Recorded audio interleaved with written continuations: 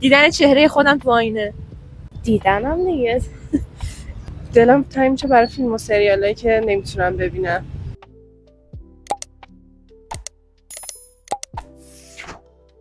فکر میکنی اگر یه روز نبینی اولین چیزی که دلت براش تنگ میشه چیه؟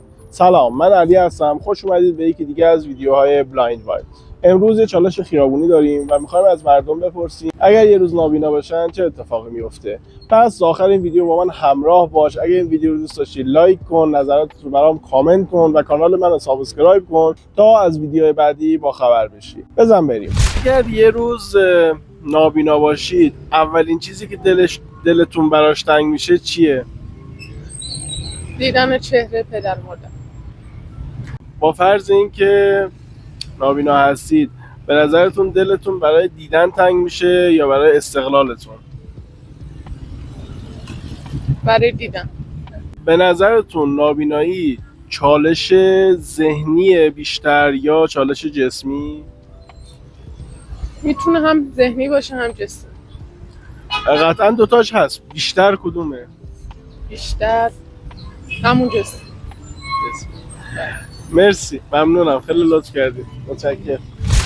اگر یه روز نابینا باشید اولین چیزی که دلتون براش تنگ میشه چیه؟ دیدن خانوادم یا حالا چیزایی که دوست دارم، مثلا دیدن طبیعت دلم تنگ میشه. با فرض اینکه نابینا باشید به نظرتون بیشتر دلتون برای دیدن تنگ میشه یا برای استقلالتون؟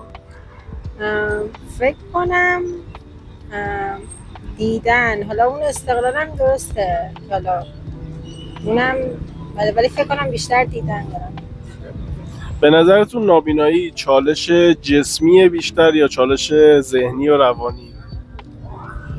بیشتر شاید ذهنی و روانی باشه که خب اون حسی که حالا داریم وقتی چیزی رو نمیبینیم و اون حالا اثرات روحی روانی که رومون میذاره و مشکلاتی که ایجاد میکنه بیشتر به نظرم ذهنی.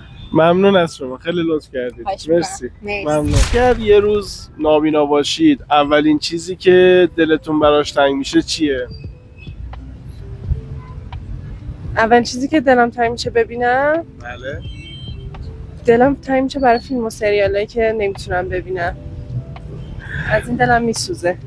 خب میدونستید که میتونید فیلم توضیح‌دار ببینید؟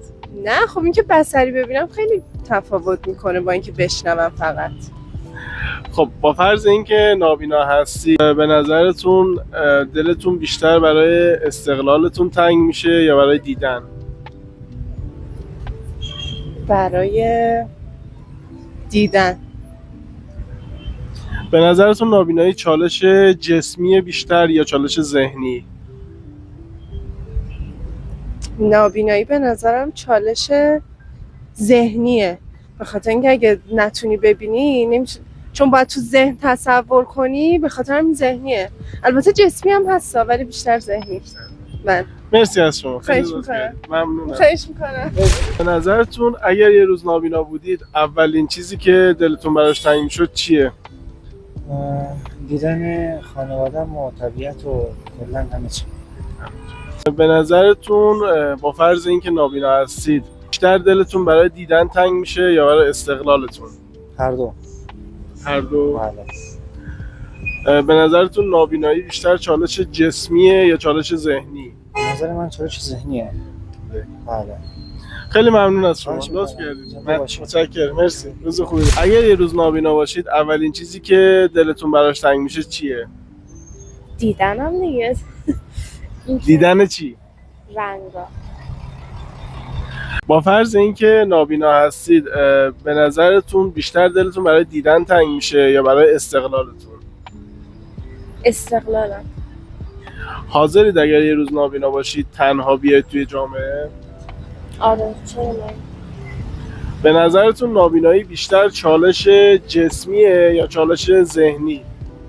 ذهنیه. تو باید تشخیص بدی خیلی چیزا رو. آره ذهنیه.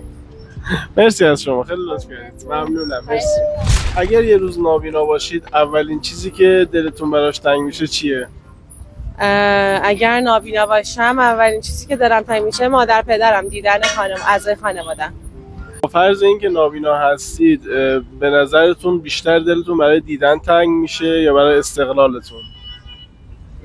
هر دو به نظرم خیلی سخته، یعنی همین که آدم نتونه ببینه و همین که استقلالش رو از دست بده و نیازمند کسی باشه برای انجام کار روزمره‌اش، هر دو سخته، ولی فکر می‌کنم استقلال سخت‌تر باشه. حاضرید اگر نابینا باشید تنهایی بیاید توی جامعه؟ نه، واقعا نه. به نظرتون نابینایی بیشتر چالش ذهنیه یا چالش جسمی؟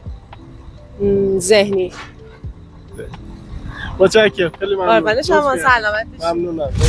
به نظرتون اگه یه روز نابینا باشید اولین چیزی که دلتون براش تنگ میشه چیه؟ دیدن چهره خودم تو آینه.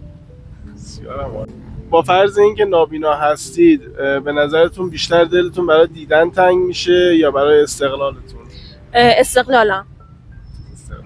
حاضرید اگر نابینا باشید تنها بیایید بیرون؟ بله. به نظرتون نابینایی بیشتر چالش ذهنیه یا جسمی؟ هم چالش ذهنی هم جسمی، ولی خب بیشتر به نظرم ذهنیه. یعنی اینکه تو ذهنت اینجوری که من خب الان وبال گردن بقیه‌ام و مثلا بقیه باید کار منو انجام بدم و این چیزا، مثلا همون قضیه استقلالی که عرض کردم خدمتتون مثلا ذهنیه. مرسی، ممنون از خواهش می‌کنم. مرسی که تا اینجای ویدیو با من همراه بودی. اگه این ویدیو رو دوست داشتی لایک کن، نظراتتو برام کامنت کن و کانال منو سابسکرایب کن تا از ویدیوهای بعدی با خبر بشی.